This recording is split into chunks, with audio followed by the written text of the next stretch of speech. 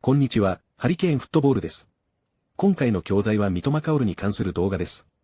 移籍市場は残り3日ほどになりましたが、この市場は比較的大きな動きがないように思います。三笘に関する噂もほとんどありませんでしたが、今回はサウジアラビアからのオファーがあったことが明らかになりました。スカイスポーツではサウジに移籍が決定したアストンビラの21歳のジョン・デュランと、チームメイトのオリーワ・トキンスの話題も含め、三笘へのオファーについても触れています。実際どのように報道されているのか、チェックしてみましょう。He's at Bayern Munich, as we all know. Okay, you'll like this story. John Duran going to Saudi. Give us the details. Yeah, John Duran is basically going to join Al Nassr. He had his medical in London today.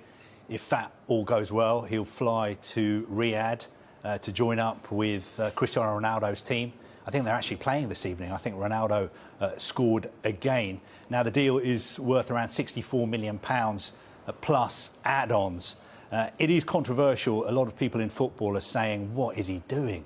He's only 21. He should be staying at the Premier League. He's going to waste his talent by moving to Saudi Arabia.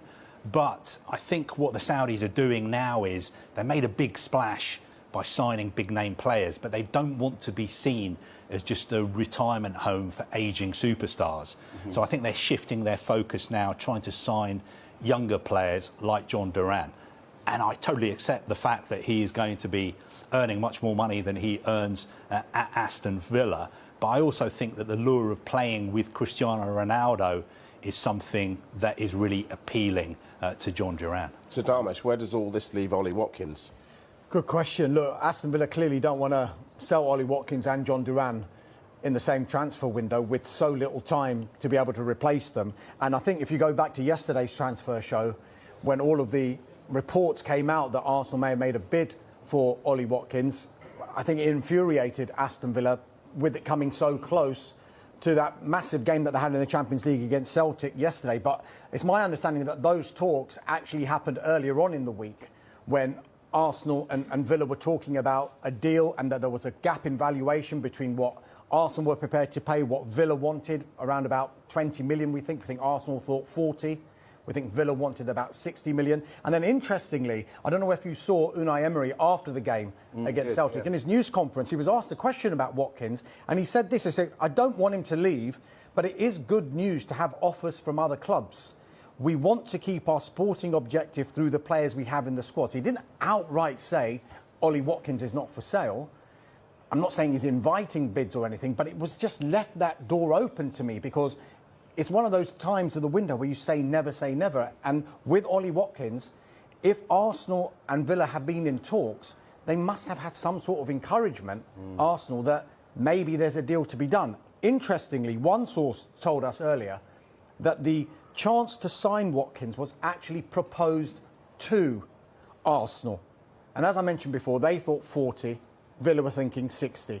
And the feeling is that if any potential deal can be done, it would require Aston Villa to reduce that valuation. But clearly, as I said at the top, Villa don't want to lose Ollie Watkins and John Duran in the same transfer window. Jamie, they can't lose their two number nines. I don't see that happening. But what it's maybe done from a negotiational point of view is it's made Al Nassr spend a lot more money because they're pretty well, we got to act quickly because they've made a bid and one or the other was going to go. I don't see them both.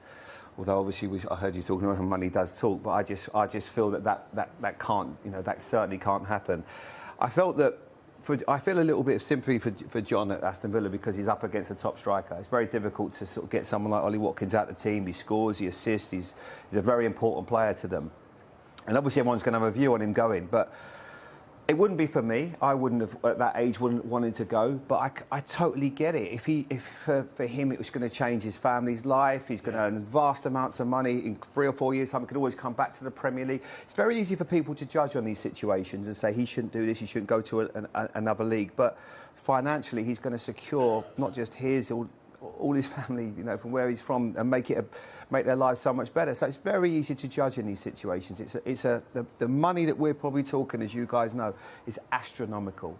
Chief reporter money is. Yeah, is that the chief? Oh, yeah. But it's a shame because you just feel that there's so much that he can do in this league. But he's also, like you say, he's going to go and work with Ronaldo, and it's a big opportunity. If you would have said to me last week this would be a possibility, I'd have said absolutely no chance. I could have maybe seen it at another club, maybe seen it at West Ham or even in Arsenal, but I didn't see him going. I wonder if this is Cristiano Ronaldo flexing his muscles a little bit. Because he big muscles. Yeah, because he plays for Al Nassr, and Al Nassr are one of the top 4 clubs in Saudi Arabia, but they haven't been winning titles. No. You know, the titles have been going to Al Hilal, Al Ittihad.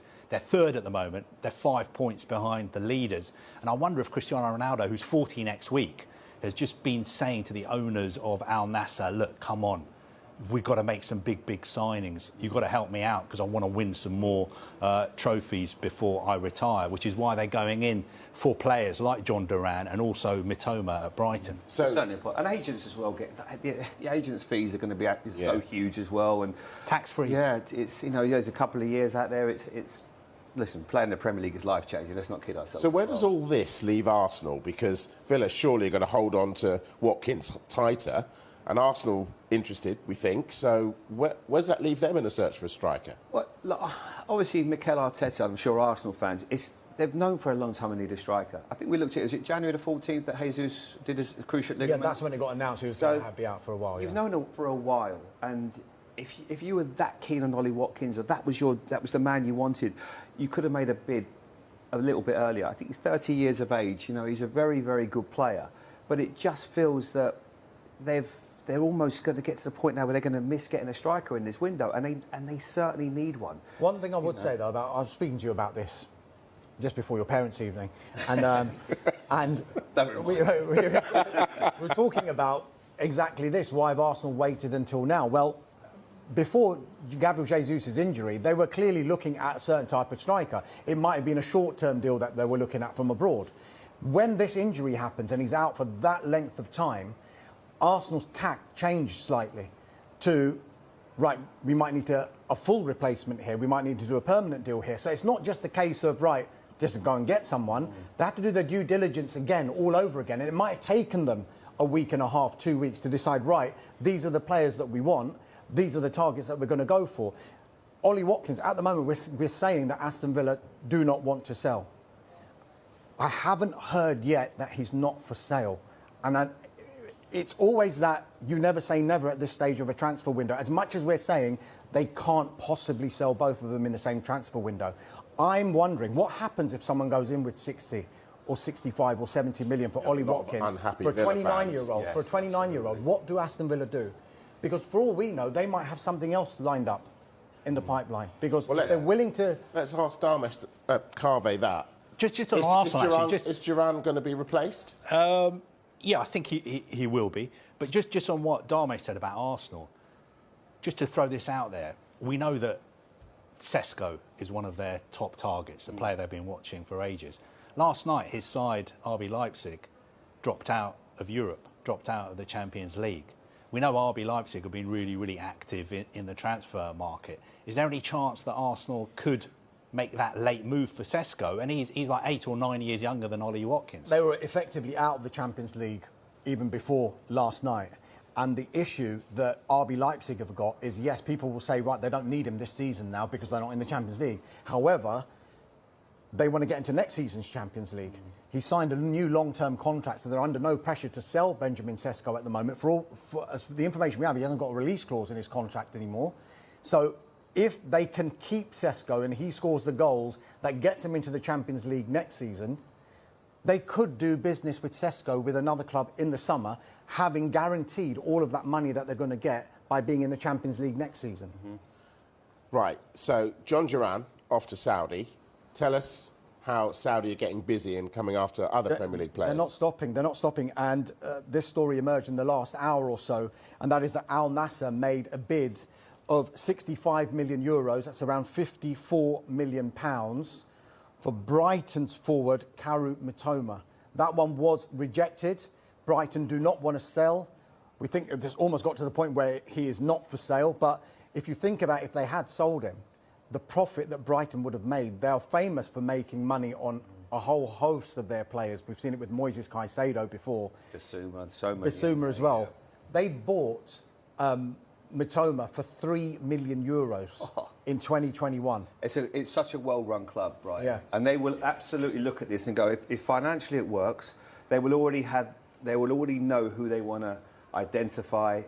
They are so good at it. So I think Brighton will get to a point where they'll just say, okay, well, you can have him, but it will be at the price. It's crazy. I mean, that's what business that is. Yeah. It just shows you to get your recruitment right. They're fantastic at it, Brighton. Absolutely. He's not for South, they've rejected it though. Yeah, at the moment. At the moment. At the moment. All right, let's get up. 次は解説です。普段は YouTuber の動画が多く、かつスカウスアクセントを話している動画が多いこともあって、ニュース番組の英語はとても簡単に聞こえないでしょうか。スラング表現なども比較的少ないタイプの動画でもありますし、今回も簡単なボキャブラリーの解説がメインとなっています。それでは本日の解説をチェックしてみましょThey made a big splash by signing big name players. う。メイクはスプラッシュは大きな注目を集める、話題になる、成功を収めるという意味のイディオムゼ。もともとは水しぶきを上げるという意味ですが、転じて人々の目を引く。世間を驚かせるというニュアンスで使われます。特に、新商品や新しい人物が登場するときに華々しくデビューする。強いインパクトを与えるという文脈でよく使われます。ビジネスやエンタメ業界のニュース、スポーツの実況などでも頻繁に登場する表現です。They made a big splash by signing big name players. They made a big splash by signing big name players. The lure of playing with Cristiano Ronaldo. ルアーは、特に魚を引き寄せるためのルアーを指すときによく使われますが、人や動物を何かに引きつけるという意味が込められています。例えば、高額な給料が海外移籍を考えるサッカー選手を誘惑することもあれば、美しい景色やユニークな文化が観光客を引きつけることもあります。一方で、詐欺や犯罪などで人を誘い込むケースもあり、使い方によってポジティブにもネガティブにもなり得る表現です。この言葉を使うと、単なる誘いではなく、強い魅力や誘惑があることを表現できます。The lure of playing with Cristiano Ronaldo. The lure of playing with Cristiano Ronaldo. I think it infuriated Aston Villa. インフューリエイトは、人を極限まで怒らせることを意味し、ただの怒りではなく、理不尽な出来事や許せない行動によって、怒りが頂点に達するようなシーンで使われます。例えば、審判のミスジャッジが観客を怒らせることもあれば、不当な解雇が社員を憤慨させることもあります。まるで炎が一気に燃え上がるように、人の感情を爆発させる、そんな強いニュアンスを持つ言葉です。I think it infuriated Aston Villa. I think it infuriated Aston Villa. Didn't outright say Ollie Watkins is not for sale. アウトライトは、完全に、はっきりと、即座になどの意味を持つ副詞と形容詞で、何かを明確に、ためらわずに言う場合や、完全に、徹底的に何かを行う場合に使われます。例えば、選手が移籍の噂をアウトライトに否定する場合、それは明確に断固として否定していることを意味します。He didn't outright say Ollie Watkins is not for sale. He didn't outright say Ollie Watkins is not for sale. As you guys know, is astronomical. アストロノミカルは、もともとは天文学的なという意味ですが、日常会話やビジネスの世界では桁外れの莫大なという意味でよく使われます。例えば、スポーツ界の高額契約、企業の売上、あるいはインフレによる物価の高騰など、目を疑うような数字を表現するのに最適な言葉です。まるで宇宙に広がる星の数のように、果てしなく大きなものを強調するときに使われる表現です。As you guys know, is astronomical. As you guys know, is astronomical. I wonder if this is Cristiano Ronaldo flexing his muscles a little bit. フレックスワンズマスルスは単に筋肉を動かすだけではなく、力を誇示するという意味を持つ表現です。本来、フレックスは筋肉を曲げる、力を入れるという意味で直訳すると筋肉を動かすとなります。しかし、ここでは自分の力や影響力を示す、強さを誇示するという比喩的な意味で使われ、スポーツ、ビジネス、政治などの分野でよく登場する表現で、まるでアスリートが試合前に筋肉を見せるように、組織や個人がその力を堂々と誇示する様子を表します。I wonder if this is Cristiano Ronaldo flexing his muscles a little bit. I wonder if this is Cristiano Ronaldo flexing his muscles a little bit. Is it January the 14th that Jesus did his cruciate ligament? Yeah, that's クルーシエイトは十字形のという意味を持ち、主に膝の靭帯を指し、リガメントは靭帯を指す医学用語です。特にスポーツの世界では、前十字靭帯を意味するアンテリアクルーシエートリガメント、略して ACL の怪我がよく話題になります。靭帯は、骨と骨をつなぐ組織で、関節の安定性を保つ重要な役割を果たしており、筋肉とは異なり、靭帯は体の動きを直接生み出すのではなく、関節の可動範囲を制限し、骨がずれないように支える役割を担います。Is it January the 14th that Jesus did this cruciate ligament? Yeah, that's... Is it January the 14th that Jesus did this cruciate ligament? Yeah, that's... I was speaking to you about this just before your parents' evening. And... ペアレンツイブニングは、イギリスの学校で行われる保護者懇談会のことで、これは、教師と保護者が直接対話し、生徒の成績や学習態度について話し合う大切な機会です。アメリカではペアラントティーチャーカンファレンスと呼ばれますが、イギリスでは夕方に開催されることが多いため、イブニングという言葉が使われています。I was speaking to you about this just before your parents' evening. I was speaking to you about this just before your parents' evening. And they have to do their due diligence again, all over again. デューディリジェンスは、日本語でもカタカナでそのまま使われますが、ビジネスや法律の分野で使われる専門用語で、契約や投資の前に徹底的な調査を行うことを指します。特に企業買収や M&A では、財務状況やリスクを正確に把握するためにデューディリジェンスが不可欠で、単なる確認作業ではなく、長期的な成功を左右する重要なプロセスです。日常会話でも、慎重に行動する。しっかり確認するという意味で使われることがあり、仕事だけでなく私たちの生活全般においても役立つ考え方です。They have to do their due diligence again, all over again. They have to do their due diligence again, all over again.